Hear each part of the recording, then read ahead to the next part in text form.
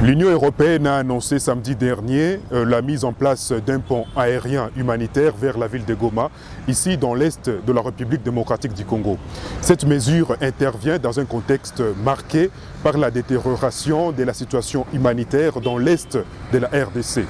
Par voie de communiqué, la Commission européenne a déclaré que l'initiative du pont aérien qui a été mise en place avec le soutien de la France permettra l'acheminement des aides humanitaires sous forme de fournitures médicales et alimentaires, en plus d'une série d'autres kits d'urgence en coopération avec les fonds des Nations Unies pour l'enfance, UNICEF et d'autres partenaires dans les domaines humanitaires.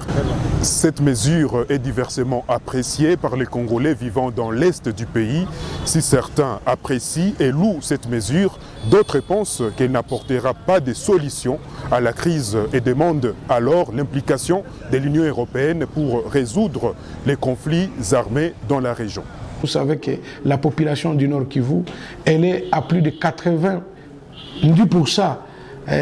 agricultrice, donc elles ne vivent que, donc la population ne vit que de l'agriculture et de l'élevage. L'aide humanitaire, oui, pour essayer tant soit peu à aider cette population qui est en train de souffrir, mais l'idéal serait que la communauté internationale, y compris l'Union européenne, de s'imposer pour que la paix soit restaurée le plus urgemment possible. Et lorsqu'on sent la compassion de l'Union européenne à l'égard de nos compatriotes, c'est ce qu'on peut facilement saluer, mais néanmoins nous voulons à ce qu'on ne puisse pas se limiter seulement à des assistances humanitaires, que l'on puisse attaquer aux causes profondes de ces déplacements de population qui sont liés au conflit que nous observons dans